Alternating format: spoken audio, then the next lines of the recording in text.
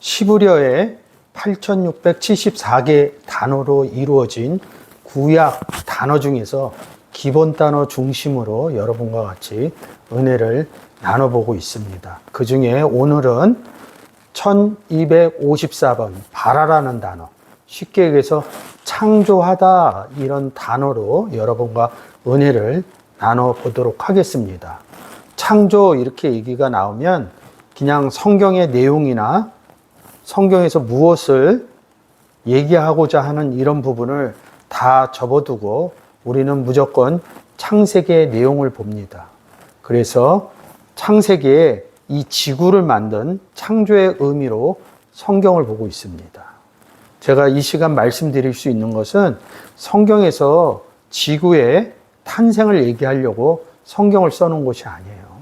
성경은 항상 말씀드리듯이 하나님과 예수 그리스도 그리고 구원 얻은 사람들의 이야기를 세상에 살아가는 모습, 세상이 만들어져 있는 모습을 구현해서 인용해서 갖다 기록한 내용입니다.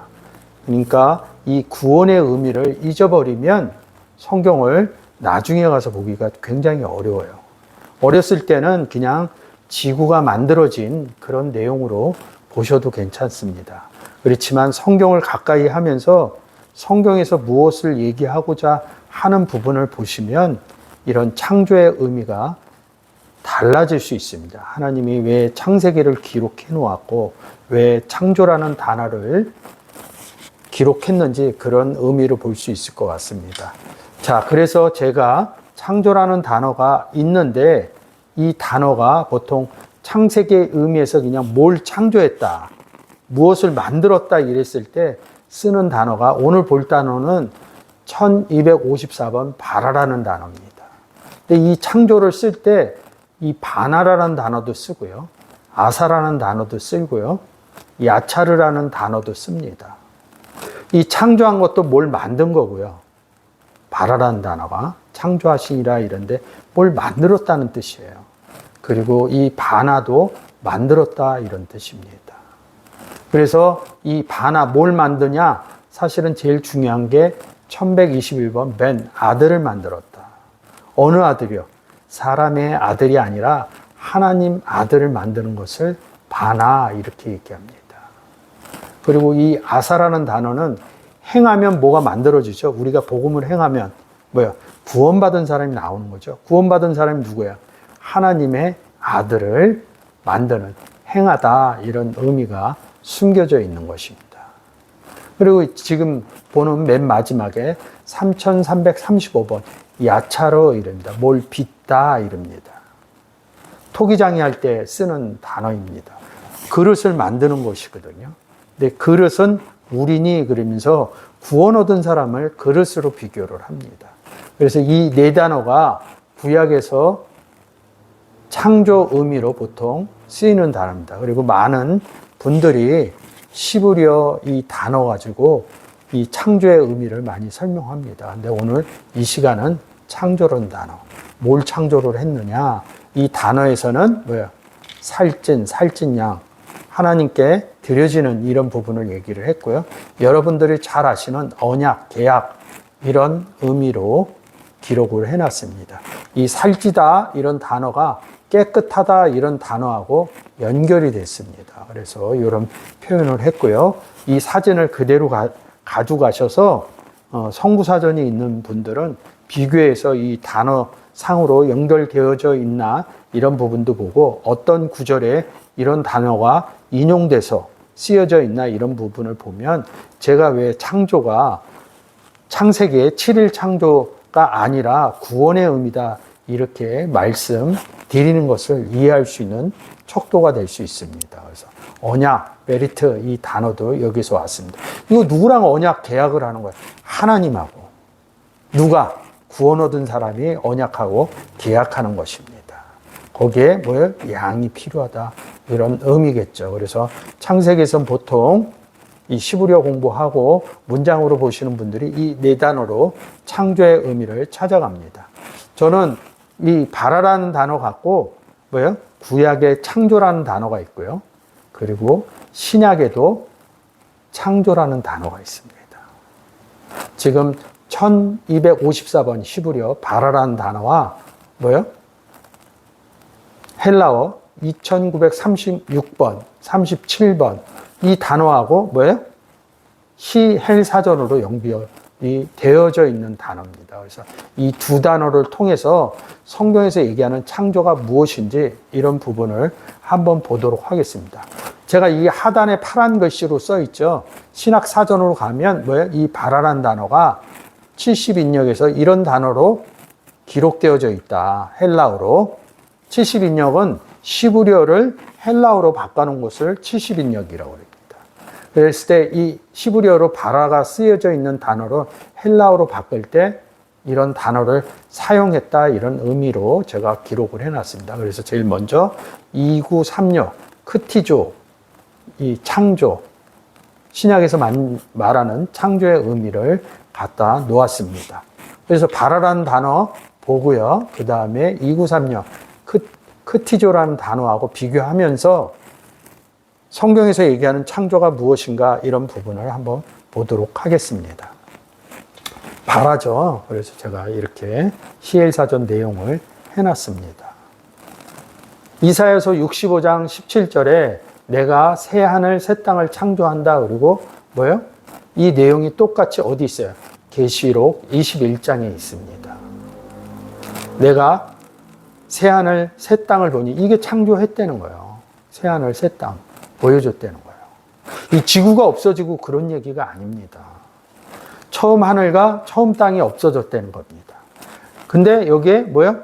하늘과 땅이 없어졌으면 바다도 없어졌겠죠. 바다도 다시 있지 아니하리라. 그러면서 이 부분을 보려면 하늘, 땅, 그러면서 창세기 1장 6절에서 10절까지 하늘 기준으로 윗물, 아랫물, 그리고 뭇, 바다, 땅 이런 의미를 찾아가야 이 의미에서 얘기하는 새하늘 새 땅을 왜 창조했는지 그 의미를 찾아갈 수 있습니다. 그래서 계시록 21장 1절에서는 뭐야? 새하늘 새 땅이 보여줬다. 근데 2절에서 뭐예요? 내가 봄에 거룩한 성 새 예루살렘이 하나님께로부터 하늘에서 내려오느니 그 예비한 것이 신부가 남편을 위하여 단장한 것 같더라. 근데 단장하는 게 아니에요. 이 신부의 얘기를 해야죠. 네? 그래서 신부 얘기를 제가 고린도후서 11장 2절로 표현해 놨습니다. 내가 하나님의 열심으로 너희를 위하여 열심 내노니 내가 너희를 정결한 처녀로 한 남편인 그리스도께 중매하려 합니다. 예수 그리스도를 만나서 구원을 얻은 얘기를 고린도후서 11장 2절에서는 예수 그리스도와 결혼했다. 정결한 처녀로서. 이렇게 얘기합니다. 결혼하면 어떻게 돼요? 신부가 되죠. 남편이 누구예요? 예수 그리스도 얘기하는 것입니다. 이 부분이 뭐예요?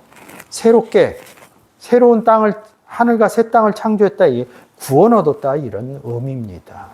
그러기 위해서는 제가 이 부분을 쭉 얘기를 했지만 하늘하고 땅이라는 의미를 잘 아셔야겠죠. 이 의미를 알지 못하면 제가 지금 말씀드리는 게 굉장히 생뚱맞을 수 있어요.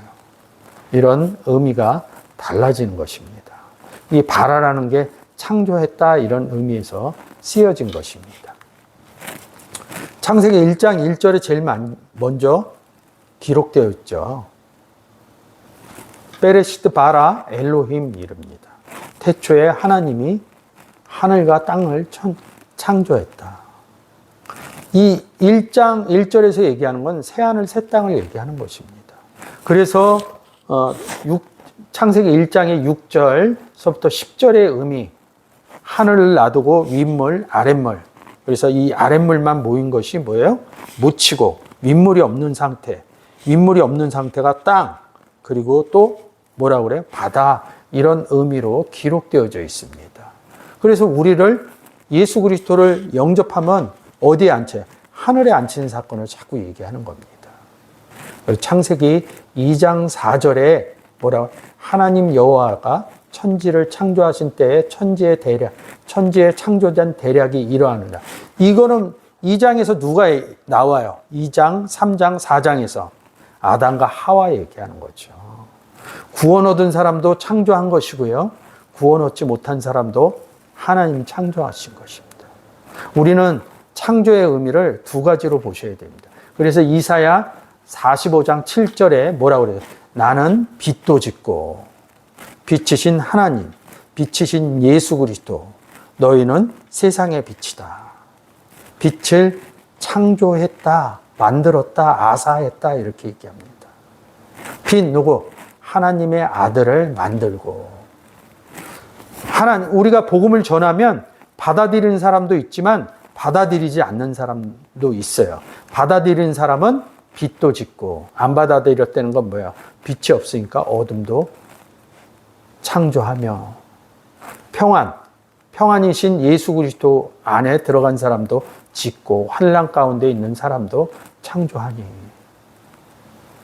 그래서 무엇을 짓는가 이런 부분을 잘 아셔야 됩니다. 이게 빛을 짓고 어둠도 창조했다, 만들었다 이런 의미거든요. 근데 이 단어를 가지고 그냥 7일 창조 이러면 맞지가 않아요. 그래서 이사야서 43장 1절, 야곱아 너를 창조하신 이랍니다. 창조했다는 거예요. 야곱이 누구한테서 나왔는데요? 이삭으로부터. 그래서 마태복음에 가면 계보가 나오잖아요. 그 계보는 구원 얻은 사람들의 구약의 대표적인 사람들만 열거한 겁니다. 또 어디 있어요? 누가복음 3절에도 야곱이 누구는 위는 누구는 위는, 야곱의 위는 이삭이요, 이삭의 위는 아브라함이요, 이렇게 올라가죠. 그래서 셋의 위는 아담이요, 아담의 위는 하나님이시나. 그래서 이 아담의 위, 그러니까 창세기 2장에 나오는 아담을 얘기한 게 아니라 고린도전서 15장에 어느 아담을 얘기해? 첫 아담과 마지막 아담 얘기합니다. 마지막 아담은 구원을 주는 아담이다. 고린도전서 15장 45절 이후에 기록되어져 있는 것이죠. 그래서 창조했다는 게 뭐예요? 구원 얻었다 이런 의미로 야곱아 너를 창조하신 이런 내용을 가져왔습니다. 그래서 제가 신약 가서 다시 한번 크티조라는 단어 갖고 여러분께 사람 창조, 구원 얻은 것을 창조라 얘기한다. 성경에서는 이런 의미로 설명을 좀 드려보겠습니다. 이사야서 45장 12절에 내가 땅을 만들고 그 위에 사람을 창조하였으며, 사람 창조를 얘기하죠. 어떤 사람이요? 하나님의 사람이요? 아니면 하나님이 없는 사람이요? 성경에서 사람 얘기할 때는 하나님의 사람이냐, 하나님의 사람이 아니냐, 이 의미로 보셔야 됩니다. 우리가 이 땅에 살면서 이 사람 저 사람 의미로 받아들이시면 안 됩니다. 하나님 구원 얻은 사람이냐, 구원 얻지 못한 사람이냐, 아주 간결한 이런 의미로 접근을 해야 성경이 보여지기 시작합니다. 이사야서 45장 18절이죠. 여호와는 하늘을 창조하신, 이렇게 얘기합니다. 그 밑에 42장 5절도 하늘을 창조하여, 하늘을 왜 창조했냐 이거죠. 하늘에 무엇이 있기 때문에. 그래서 제가 파란색으로 에베소서의 내용을 가져왔습니다. 근데 여러분이 하늘을 창조했다 그러고 창세기 1장에서 천지를 이런 의미로 받아들이면 제가 지금 설명드리는 이유가 하나도 와 닿지가 않아요. 하늘의 의미, 우리는 그냥 세상에서 보는 가을 하늘에 높고 푸른 하늘, 스카이, 이런 의미로 하늘을 얘기하는 것이 아닙니다. 하늘에 누가 계셔요? 아버지가 계시죠. 그리고 하늘에 또 누가 계셔요? 하늘로부터 내려온 인자가 있죠. 그리고 하늘에 또 누가 있어요? 구원 얻은 사람이 하늘에 있다.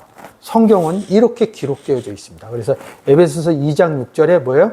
그리스도 예수 안에서 함께 하늘에 앉히시. 누가요? 구원 얻은 사람이, 허물과 죄로 죽었던 너희를 살렸던 사람이, 구원 얻은 사람을 그리스도 예수 안에서 하늘에 앉혔다. 에베소서 1장 20절에서도 뭐예요? 그리스도 안에서 역사하서 허물과 죄로 죽었던 자 가운데서 살리시고 하늘에 자기 오른편에 앉히셨다. 누구의 오른편? 예수 그리스도의 오른편. 근데 그 하늘에 누구 있어요? 하늘에 계신 우리 아버지요. 그래서 하늘을 창조했다, 이런 의미를 보여드리는 것입니다. 근데 시편 104편 30절에서 주의 영을 보내사 저희를 창조했다 이럽니다. 주의 영 누구? 그리스도죠. 아들의 영. 그래서 갈라디아서 4장 6절에 너희가 아들인 거로 하나님이 그 아들의 영을 우리 마음 가운데 보내사 구원 얻었다는 거죠. 그래서 하나님을 아바 아버지라 부르게 하셨느니라. 창조했다, 구원했다, 이런 의미가 봐라, 구원의 의미가 들어가 있다는 것이죠. 그래서 시편 51편 10절에서도 내 속에 정한 마음을 창조하시고, 이 갈라디아서 4장 6절의 의미를 같이 보시면 됩니다. 내 안에 정직한 영, 루하우, 신약으로 하면 푸뉴마를 새롭게 됐다. 뭐야? 새로운 피조물이 됐다. 그래서 전도서 12장 1절. 너는 청년의 때에 곤고한 날이 이르기 전에 나는 아무 낙이 없다고 할 해가 가깝기 전에 너는 창조자를 기억하라. 이 뜻은 뭐냐면 누가 누구를 창조한 거예요. 지금 내용으로 보면 하나님의 사람, 구원 얻은 사람을 만든 것이거든요. 구원은 누구의 선물이에요? 에베소서 2장 8절에 뭐야? 믿음을 통하여 구원을 얻었나니 이는 하나님의 선물이다. 구원은 하나님의 선물이에요. 그래서 이 하늘에 앉히고 이런 분이 누구야? 하나님이 그렇게 한 거거든요. 창조자를 기억하라. 이 전도서의 내용이 뭐야? 전도하는 내용이 전도서입니다. 그러면 어떤 사람이 전도를 할 수 있겠어요?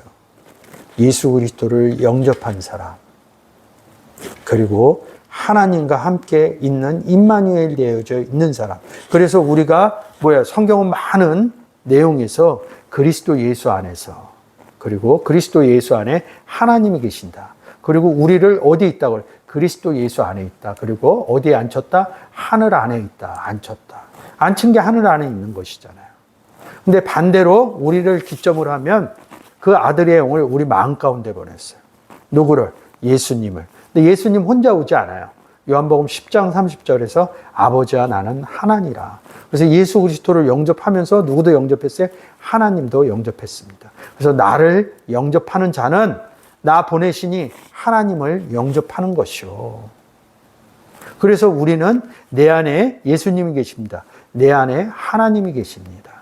그래서 마태복음 얘기하기 전에 요한복음 14장에서 뭐라 그래요? 예수 그리스도께서 나로 말미암지 않고는 아버지께로 갈 자가 없다. 왜? 아버지와 예수 그리스도는 하나로 되어 있기 때문에. 그래서 마태복음 1장에서 뭐라 그래요? 우리가 구원 얻은 사람은 임마누엘이다. 하나님이 예수 그리스도와 나와 함께 있는 상태에서 하나님이 우리와 함께 계시다. 구원 얻은 얘기를 한 거거든요. 그래서 우리 안에 창조자이신 예수 그리스도와 하나님이, 창조자이신 하나님 아버지가 있는 것이죠. 그래서 내 안에 하나님이 있고 예수 그리스도가 있음을 기억하라. 이 내용으로 기록해 놓으신 것입니다. 이게 바라라는 단어입니다. 근데 이 지금 크티조, 사람을 지었다, 식물을 지었다. 그리고 그를 창조했다. 만물을 창조하신, 창조. 계속 이렇게 써 있죠. 근데 이 단어가 뭐예요? 크티조라는 단어인데 크티오마이라는 단어에서 왔어요. 그러니까 이 기본 단어를 먼저 보셔야 돼요. 제가 지금 신약의 창조라는 단어, 바라라는 단어와 가지고 지금 신약에 넘어와서 헬라어로 같은 의미로 크티조라는 단어를 보고 있습니다. 근데 이 단어는 크타오마이라는 단어, 얻다 이런 의미에서 기록되어져 있는 단어입니다. 그래서 이 단어를 보기 전에 이 크티오마이, 이 단어가 무엇인지 한번 봐야겠죠. 이 여러 단어가 써 있어요. 근데 기본 단어만 조금 6단어인가 이렇게 써져 있습니다. 근데 마태복음 10장 22절에 나중까지 견디는 자는 구원을 얻으리라. 이 구원 얻은 사람 얘기하는 거예요. 구원 얻은 사람. 창조했다 이런 게 뭐예요? 우리가 세상에서 자녀를 낳으면 내 창조물이야, 내 창작물이야, 이런 내용으로도 씁니다.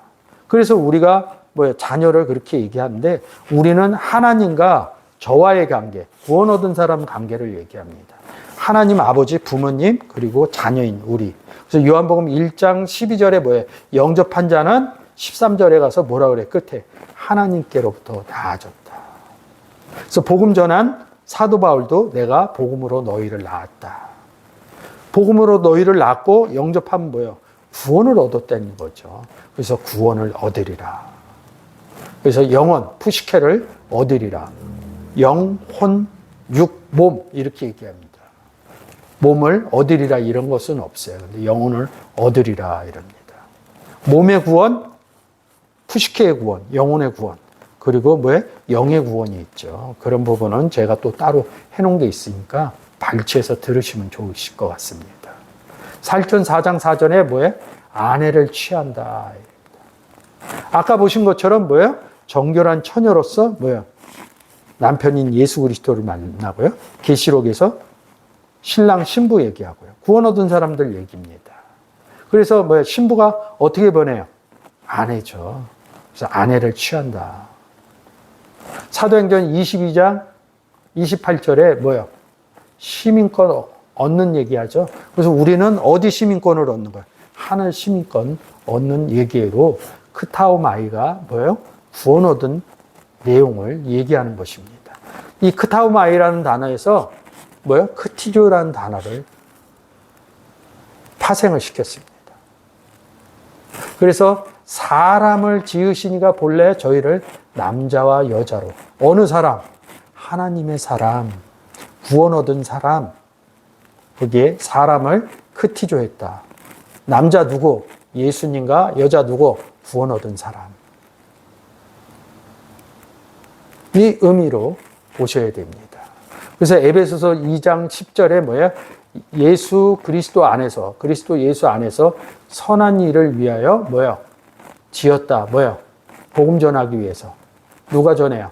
하나님과 예수 그리스도와 구원 얻은 사람이 지으심을 받았다. 좀 더 내려가서 에베소서 2장 15절에 자기 안에서 그리스도 예수 안에서 한 세 사람을 지어 만들어냈다는 거죠. 지어냈다는 거죠. 창조했다는 것이죠. 이 영접한 사건을 이렇게 마태복음 19장, 에베소서 이런 내용으로 성경은 표현을 해놓은 것입니다. 근데 이 기본적인 의미를 모르면 창세기서부터 7일 창조 이 의미를 갖고 오면 절대 이 부분이 풀리지 않아요. 절대 풀리지 않습니다. 그래서 딤전 4장 3절에서 혼인을 금하고 어느 혼인? 남자가 여자를 만나는. 정결한 처녀로서 남편인 예수 그리스도 만나는 혼인잔치 얘기죠. 근데 혼인을 금했다. 예수 그리스도를 못 만나게 했다. 이런 의미입니다. 식물을 폐하라 할 터이나 식물은 하나님이 지으신 바니. 이럽니다. 부로마 이럽니다. 그래서 이 부로마라는 단어를 제가 간편하게 한 구절만 예수께서 이르실 때 나의 양식은 나의 보내신 이의 뜻을 행하며 그 일을 온전히 이루는 것이다. 예수 그리스도가 이 내용 파악 안 하셔도 좋아요. 예수 그리스도가 2000년 전 이 땅에 오셔서 뭘 하셨냐? 이 부분을 자꾸 잊어버려요. 예수 그리스도가 2000년 이 땅에 오셔서 한 일은 복음 전한 일뿐이 없어요. 예수 그리스도가 2000년 전 오셔서 우리에게 해주신 일은 구원 얻는 일, 하나님과 함께 임마누엘 하는 일, 오늘날까지 그것들이 구원 얻은 사람들을 통해서 이어져서 오늘 현재 내일도 앞으로도 그 일만 있는 것을 나의 양식은 이런 의미로 표현을 한 것입니다. 그래서 하나님이 지으셨다. 이 의미로 받아들이면 좋으실 거예요. 창조했다 이런 의미는 결론적으로 말씀을 드리면 무슨 뜻이냐면 구원 얻은 상태를 창조했대요. 우리는 세상 가운데서 산부인과를 통해서 이 땅에 창조되어졌어요. 어머니 뱃속으로. 근데 그 얘기는 모르는 사람이 없어요. 근데 예수 그리스도를 영접하면 뭐라고 그러냐면 요한복음 1장 12절에 영접하고요. 13절에 다시 한번 말씀드리지만 하나님께로부터 나왔다. 하늘로부터 나왔다. 그래서 요한복음 3장에 안 하겠나오 얘기하면서 하늘로부터 났다. 어머니 뱃속으로 다시 들어가지 않고 예수 그리스도를 영접하면 거듭났다. 이런 의미로 사용되어진 겁니다. 그래서 고린도전서 4장에 가서 뭐예요? 바울이 복음으로 너희를 낳았다. 이 낳았다는 의미가 창조됐다 이런 의미로 같이 보시면 좋으실 것 같습니다. 크티조라는 단어죠. 그래서 만물을 창조했다. 이게 만물이 뭐냐면 판타라는 단어예요. 뭐예요? 구원 얻은 사람 모두를 만물 이렇게 얘기합니다. 하나님 속에 감춰져 있던, 하나님 속에 누가 감춰져 있어요? 예수 그리스도가 감춰져 있거든요. 비밀의 경륜이 어떠한 것을 드러내게 하려 하십니다. 만물이 그에게 예수 그리스도에게 창조되되 이 만물을 찾아가려면 요한복음 1장에서 만물의 의미를 찾아서 보시면 됩니다. 그냥 읽기만 하셔도 돼요. 제가 창조의 의미로 해서 요한복음 1장에서 이를 쭉 얘기하면서 12절에 가서 뭐요? 이 만물이 영접하는 자 그런 의미로 연결이 되어집니다. 그래서 뭐예요? 우리가 뭐예요?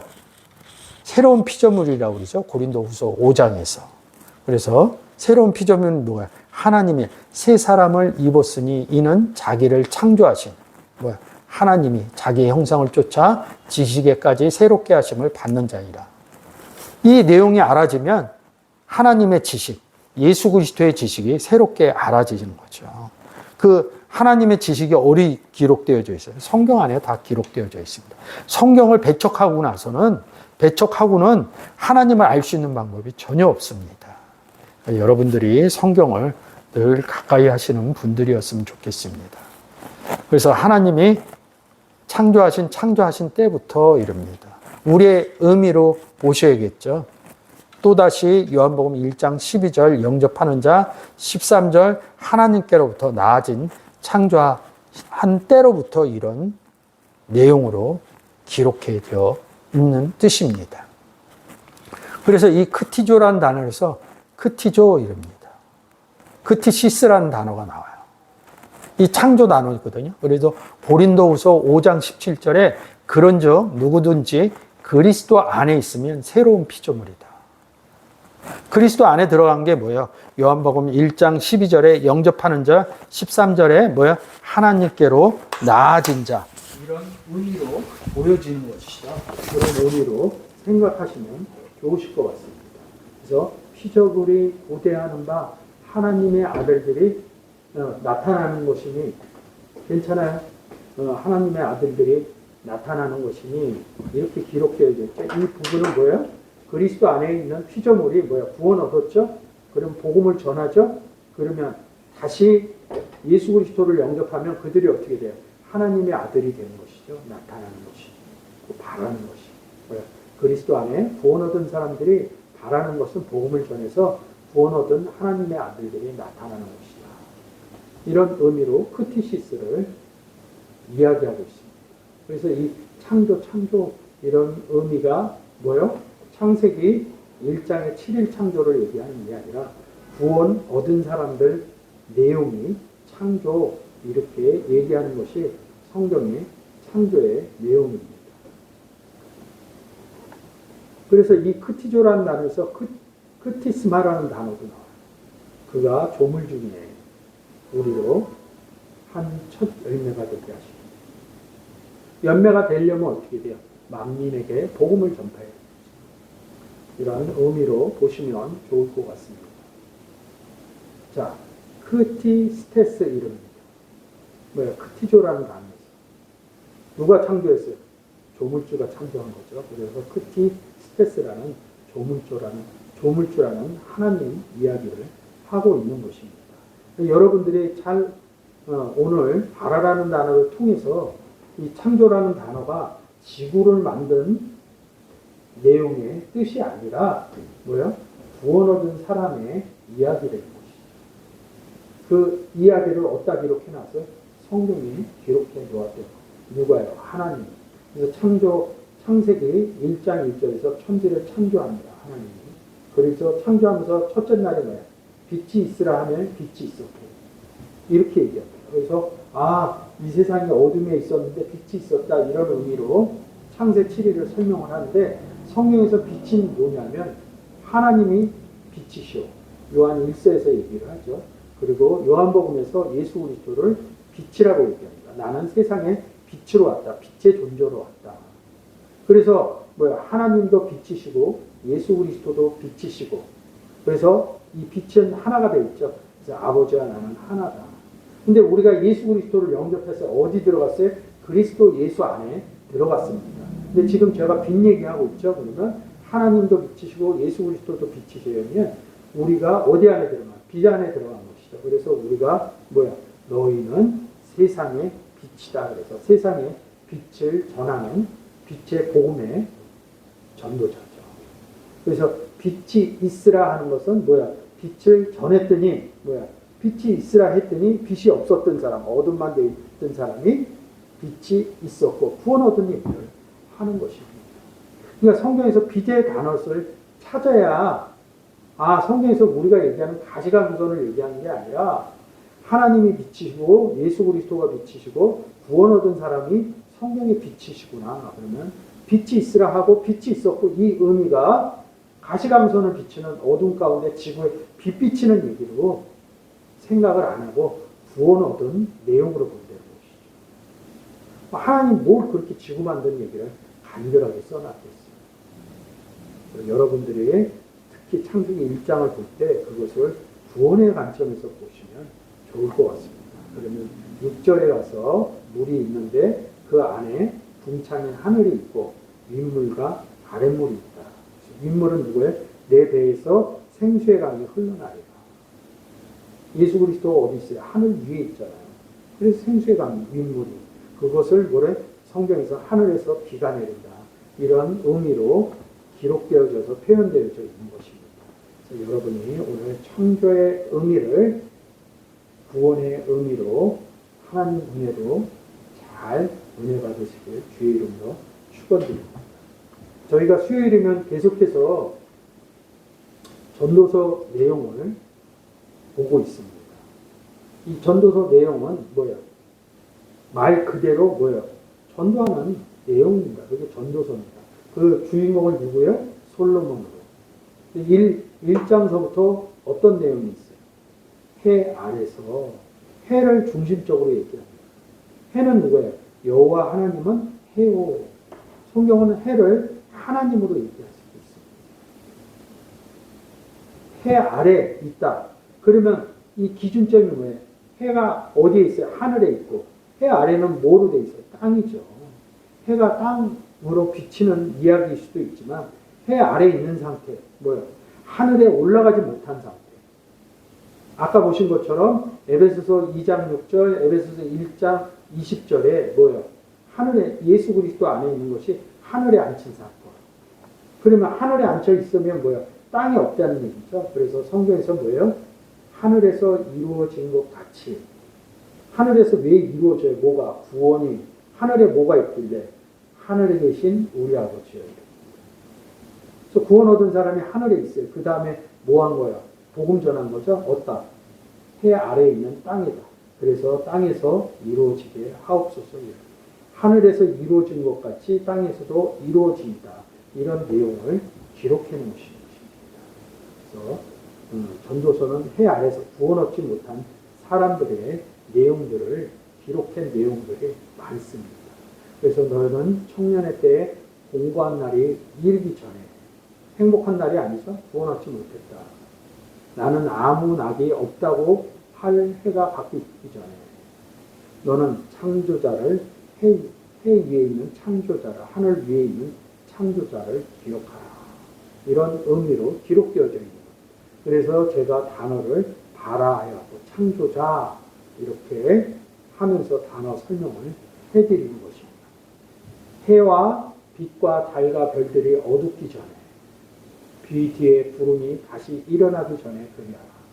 그런 날에는 집을 지키는 자들이 떨 것이며 심 있는 자들이 구부러질 것이며 맷돌하는 자들이 적음으로 그칠 것이며 창들로 내어다 보는 자가 어두워질 것이며 길거리 문들이 닫혀질 것이며 맷돌의 소리가 적어질 것이며 새의 소리를 인하여 일어날 것이며 음악하는 여자들은 다 쇠하여질 것이며 그런 자들은 높은 곳을 두려워할 것이며 뒤에서 놀란 것이며 살구나무가 꽃이 필 것이며 메뚜기도 짐이 될 것이며 원역이 그치리니 이는 사람이 자기의 영원한 집으로 돌아가고 좋은 자들이 거리를 왕래하게 된다. 원줄이 풀리고 금그릇이 깨어지고 항아리가 샘 곁에서 깨어지고 바퀴가 우물 위에서 깨어지고 흙은 여전히 땅으로 돌아가고 신은 주신 하나님께로 돌아가기 전에 기억하라. 누구야? 조물주 하나님을 창조자를 기억하라. 전도자 솔로몬이 가로되 헛되고 헛되도다. 모든 것이 헛되도. 어디에서? 해 아래서. 전도자가 지혜로움으로 여전히 백성에게 지식을 가르쳤고 또 묵상하고 공부하며 자문을 많이 지었습니다. 백성들에게 전도했다 이런 뜻입니다. 전도자가 힘써 아름다운 말을 보하였나니 기록한 것은 정직하여 진리의 말씀이라. 지혜자의 말씀은 찌르는 채찍 같고 회중의 스승의 말씀은 잘 박힌 목과 같으니 다 한 목자가 주신 말. 목자 누구요? 주를 얘기하는 거죠. 내 아들아 또 경계를 받아라. 여러 책을 짓는 것은 끝이 없고 많이 공부하는 것은 몸을 피곤케 하느니라. 일의 결국을 다 들었으니 어느 일에 해 아래서 벌어지는 일, 헛되고 헛된 일이죠. 헛되고 헛된 일을 다 들었으니 하나님을 경외하고 그 명령을 지킬 것이다. 이것이 하나님의 본분이다. 하나님의 본분을 이 14절에 써요. 하나님은 모든 행위와 모든 은밀한 일을 선악간에 심판하리라. 그래서 심판 부분만 보는 겁니다. 이게 사람의 본분입니다. 어느 사람의? 구원 얻은 사람의 본분. 솔로몬이 본분으로 전도서를 쓴 거죠. 그래서 계속 백성들을 가르친 것이죠. 그래서 오늘 14절 갖고 전도서의 마지막 부분을 여러분과 은혜를 나눠보도록 하겠습니다. 일의 결국을 다 들었으니 그래서 선악간에 심판하여. 사람의 본분이 뭐예요? 아담아 콜 이럽니다. 하나님의 사람은 모든 것, 어느 것을 하냐 그냥 모든입니다. 근데 그냥 본분이라고 표시를 한 겁니다. 본분은 인이라. 하나님의 사람의 본분은 뭐예요? 구원 얻은 사람들의 본분. 12제자가 어떻게 했습니까? 복음 전했죠. 사도 바울이 어떻게 했습니까? 사도행전을 통해서 바울 서신을 쓰면서 바울의 전도 여행하면서 복음을 전한 것이죠. 복음을 전할 때 심판이 일어납니다. 구원도 일어나지만 심판도 일어납니다. 그래서 이 심판이라는 단어로 왜 심판이라고 썼는지 그런 의미를 찾아서 같이 보도록 하겠습니다. 이 심판이라는 단어는 사파트 이름입니다. 사사라고 많이 써요. 사사기에 나오는 사사 얘기할 때 이 사파트를 씁니다. 이 단어는 신약에 가서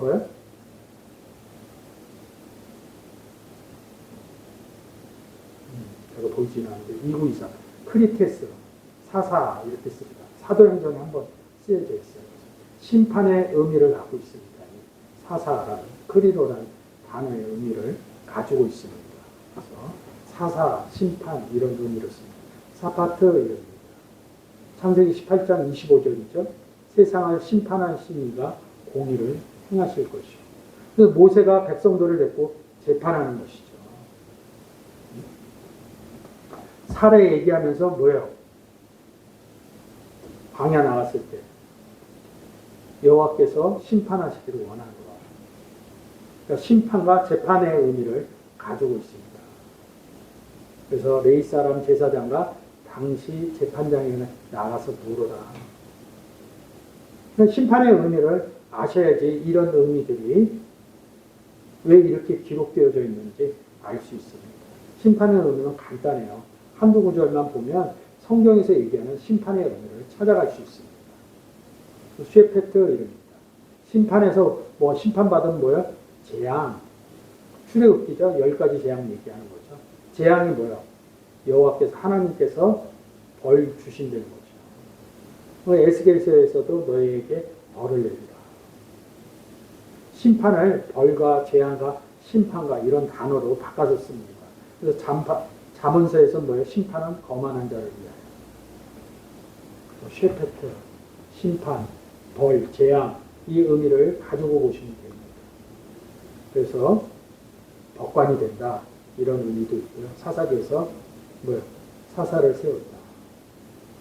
모세가 이스라엘 사사에게 이르되 왕하에도 뭐예요? 사사가 있다는 거죠. 선지자로 보시면 돼요. 이 사사들이 뭐 하는 게 뭐야? 백성을 재판하는 거죠. 심판하는 거죠. 그런 의미로 보시고 이게 신약과 같고 그냥 한 두 구절만 보면 이 구약의 의미로 갖다 놓으시면 돼요. 그러니까 이 심판의 내용이 모르니까 우리가 세상에서 보는 심판 그리고 계시록에서 생각하는 심판자 이게 안 좋다 이런 의미로 굉장히 안 좋다 내용은 모르지만 그냥 그렇게 생각할 수 있어요. 근데 간결하게 나옵니다. 그래서 이 심판의 의미는 뭐예요? 신약으로 오는 헬라어로는 크리도라는 단어입니다. 요한복음 5장 22절에서 아버지께서 아무도 심판하지 아니하시고 심판을 다 아들에게 맡겼습니다. 2000년 전에 예수 그리스도가 오셔서 심판했다 이러면 돼요. 오늘날은요. 아들의 중점이 뭐예요? 예수 그리스도.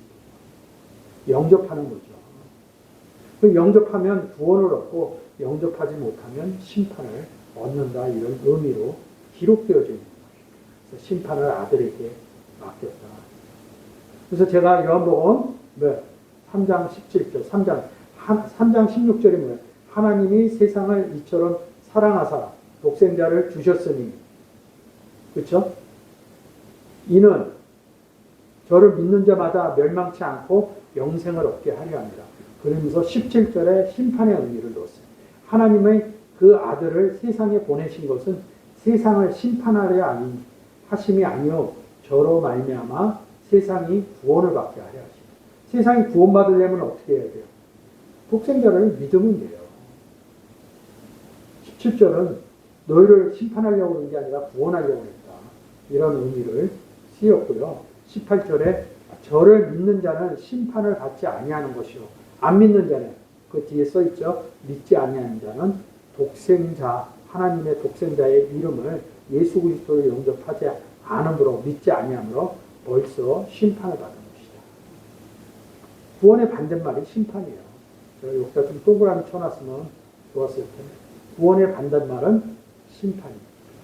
그 의미로 보시면 좋을 것 같아요. 이 문장에서. 구원과 심판은 대칭적인 의미로 있는 것이죠. 그래서 지금 저희가 보는 구절이 뭐예요? 일의 결국은 선악간에 심판하리라. 베드로전서 4장 5절에서 산자와 죽은 자를 심판하시게 예비하신 자에게 직고하리라. 산자와 죽은 자를 심판한다. 뭐예요? 심판하려면 누가 필요해요? 독생자인 예수 그리스도가 필요한 거죠. 그래서 뭐예요? 심판하는 뭐예요? 산자와 죽은 자, 구원 얻은 자와 구원 얻지 못한 자를 심판한다. 이런 의미로 보시면 좋을 것 같습니다. 디모데후서 4장 1절에서 또 하나님 앞에 산자와 죽은 자가 심판하시는 하나님 앞에 하나님이 세상을 이처럼 사랑하사 독생자를 주셨으니 여기서 27절에 가서 심판의 내용을 집어넣으면 됩니다. 그리스도 앞에서 이 의미로 심판을 요한복음 3장 17절 18절 의미에서 심판의 의미를 찾아가면 이 심판이 굉장히 쉽게 보여져요. 그러면 이 요한복음 3장 17절 18절의 심판의 의미를 아시면 계시록의 심판장 의미도 금방 많은 분들이 얘기하는 내용하고 성경의 내용하고 완전히 다르신 거죠. 그 의미로 볼 수 있는 것이죠.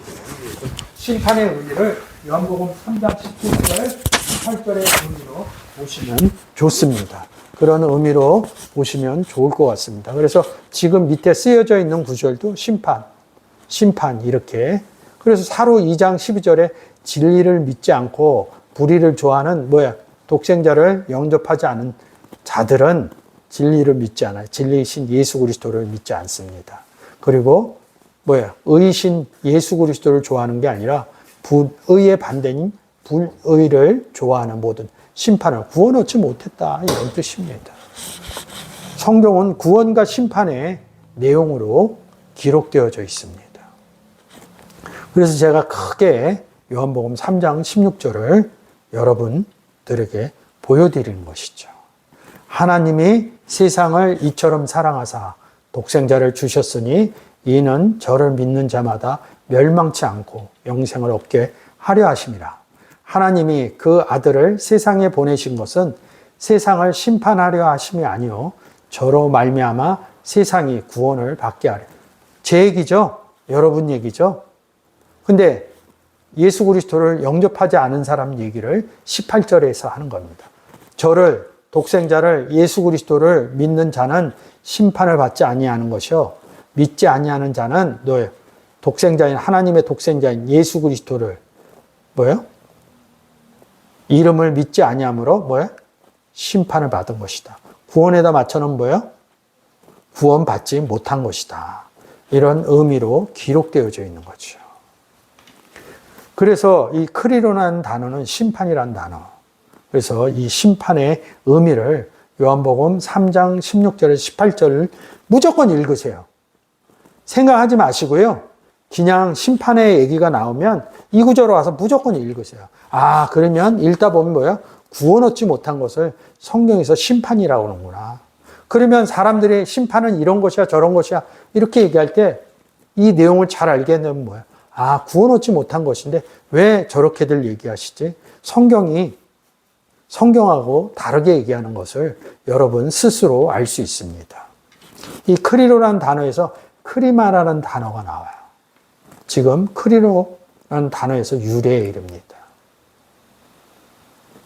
히브리서 6장 2절입니다. 세례들과 안수와 죽은 자의 부활과 영원한 심판의 교훈의 털을 다시 닦지 말고 완전해 나갈지어다.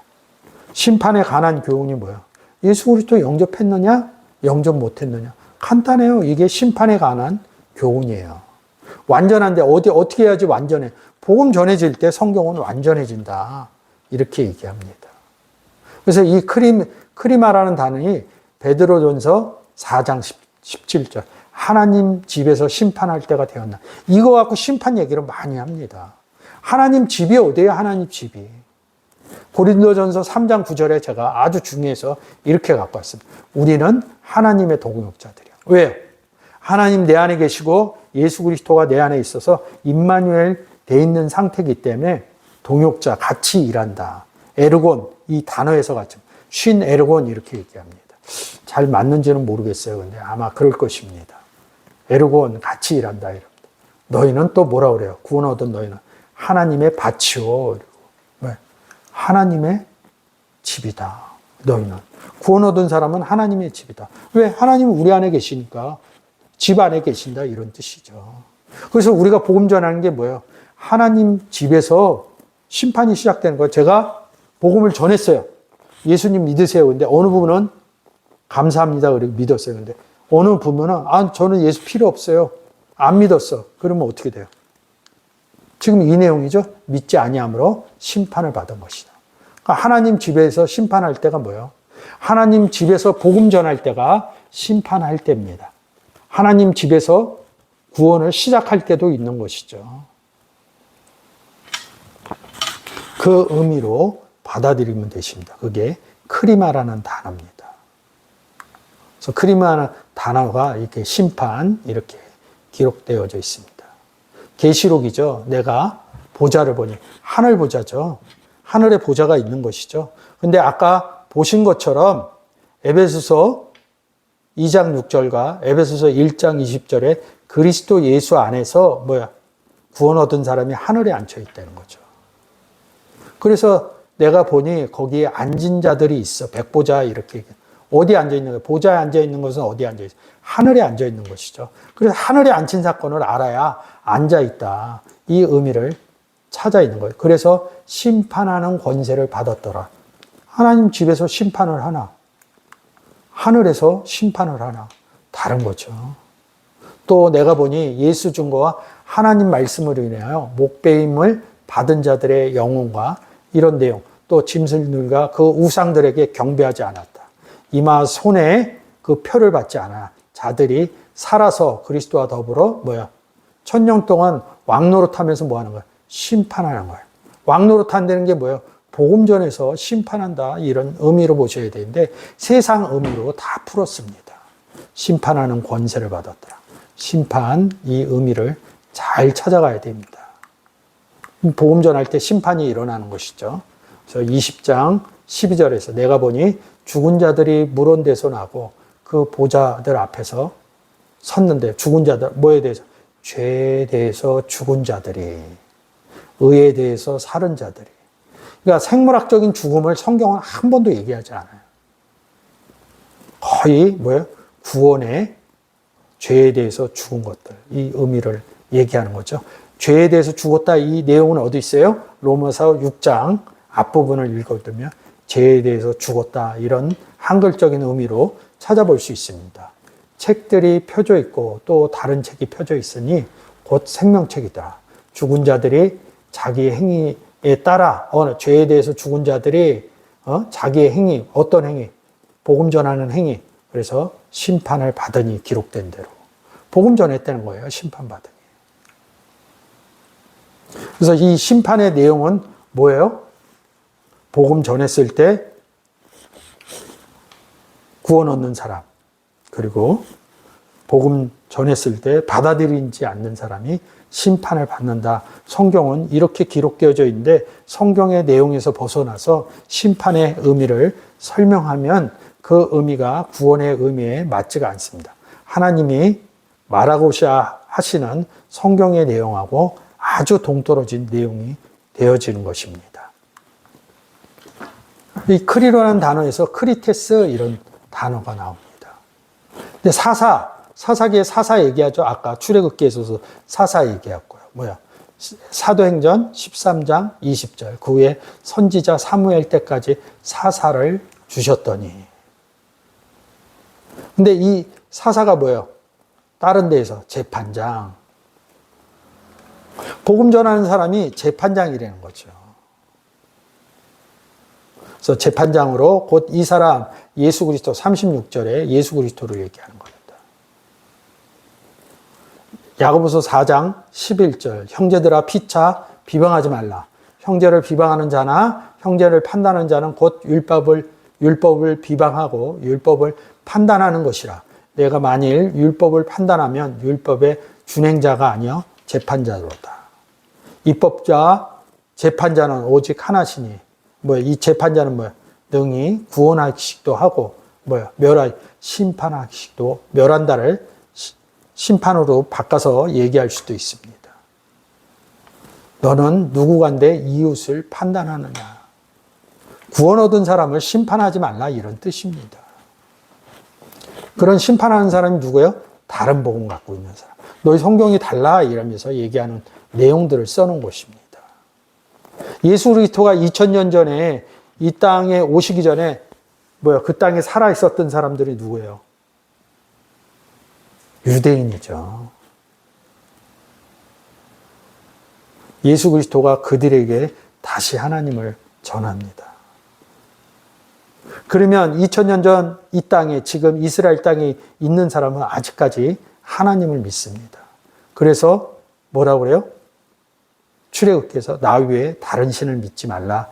이렇게 기록되어진 십계명의 내용이 다른 신이 아니라 다른 하나님을 믿지 말라.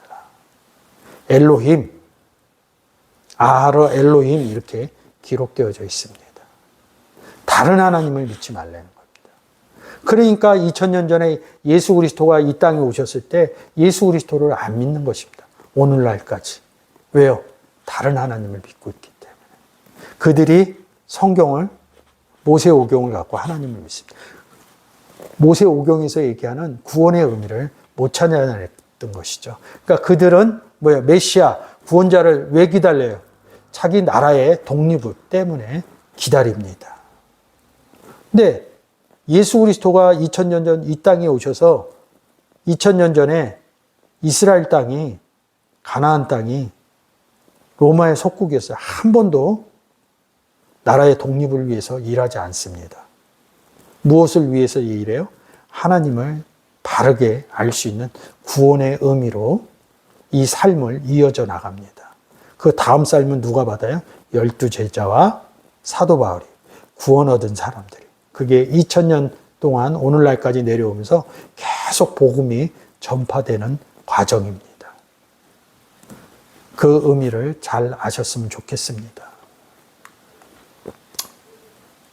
자, 그래서 재판관, 심판, 그 의미로 보시면 좋으실 것 같습니다. 오늘 이 시간을 통해서 심판의 의미는 이 요한복음 3장 16절, 17절, 18절, 저를 믿는 자는 심판을 받지 아니하는 것이요, 구원 받는 것이다.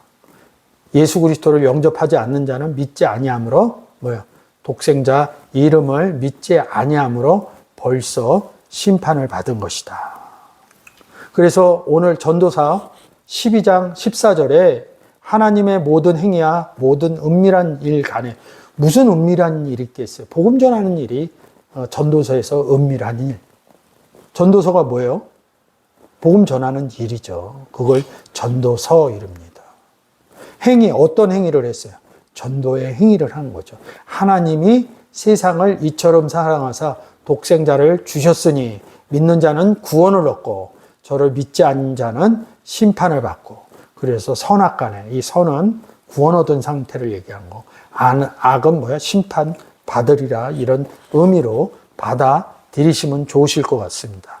여러분 또 한 주간, 또 오늘 수요일이 돼서 목요일, 금요일 삶 가운데 열심히 많은 분들하고 살아가시겠지만, 그 중에 아직까지 예수 그리스도를 영접 안 한 분이 있다면 일의 결국을 행하는